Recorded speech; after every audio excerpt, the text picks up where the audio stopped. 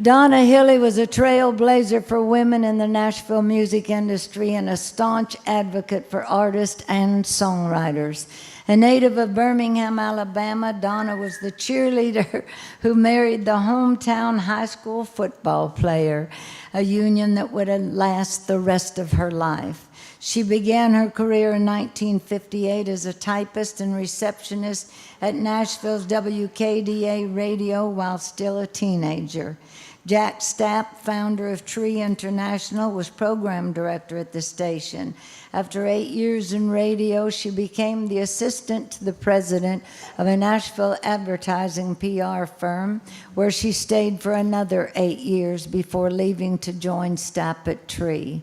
In 1978, Donna was named Executive Vice President and Chief Operating Officer of the small publishing company that would become an industry giant. The company was purchased by Sony in 1989, a purchase negotiated by Donna.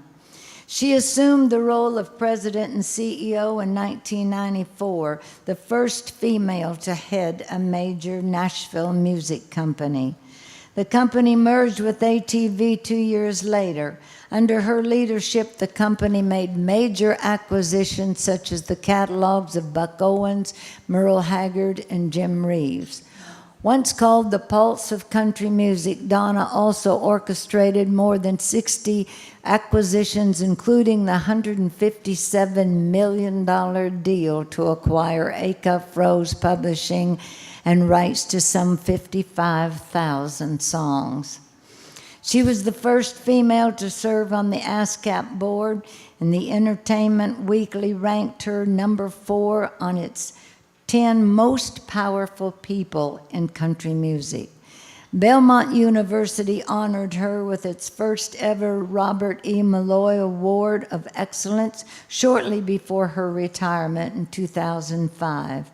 She is enshrined in the Alabama Music Hall of Fame. Donna passed away in 2012, and boy, do we ever miss her. Donna impacted a lot of songwriters' lives, and here to share his story is Kix Brooks. Hey, I'm Kix Brooks. This evening, well, we're going to honor one of my favorite people in the whole world, Miss Donna Hilley. If I had to pick one person that's influenced my life and a lot of other songwriter lives, it would certainly be Donna. She had a passion and a way about her that, well, it's kind of undescribable. It was just that energy that made music grow what it is. This evening, I'd like to thank Source for recognizing her. You couldn't have picked a better individual. I'd like to bring her family up now to accept this award.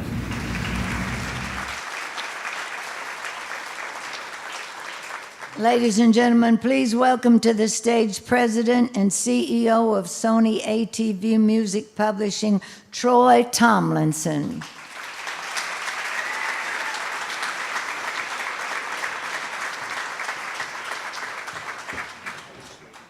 Margaret Thatcher, the former Prime Minister of the UK, was referred to people around the world as the Iron Lady.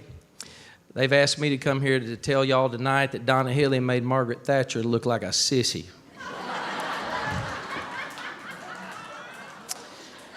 About 12 years ago, we got a new Sony chairman, and he came to Nashville thinking he was going to tell Donna how to run Sony. And about 9 hours later, we left the conference room, and I went to my office, and he stuck his head in, and he said, "Troy, can I share something with you?" I said, "Sure." He said, "I'm not sure if I've just gone 9 rounds with Joe Louis or if I've been charmed by a Southern belle." I said, "Both, sir." And Donna possessed 2 traits in balance that very few people ever even strive for, and they came very naturally to her.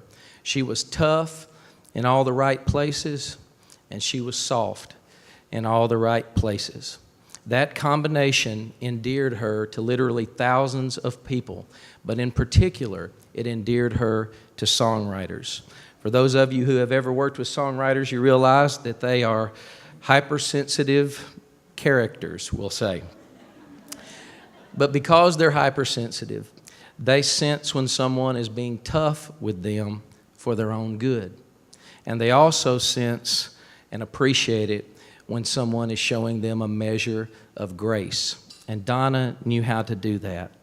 Those God-given tendencies that she had gave her the sum of the key ingredient to leadership, and that is the word influence.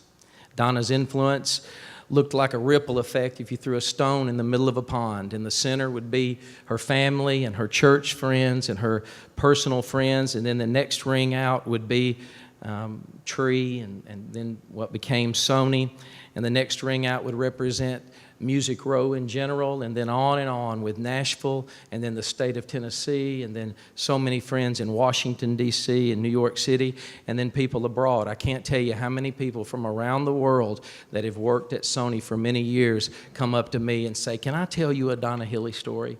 And it's always a funny and a charming story. If leadership is defined as influence, and I honestly believe it is, I cannot think of another individual who would be more deserving of honoring than Donna Hilley. So would you please help me in welcoming to the stage Donna and Rayford Hilley's 3 girls, Debbie, Vicky, and Whitney.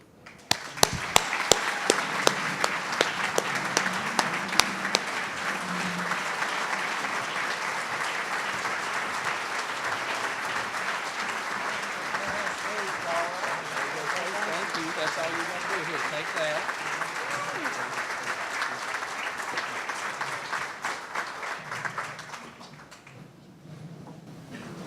Well, thank y'all. I didn't prepare a speech for her and didn't inherit how she is, but on behalf of my father and my 2 sisters, we want to thank you for honoring her.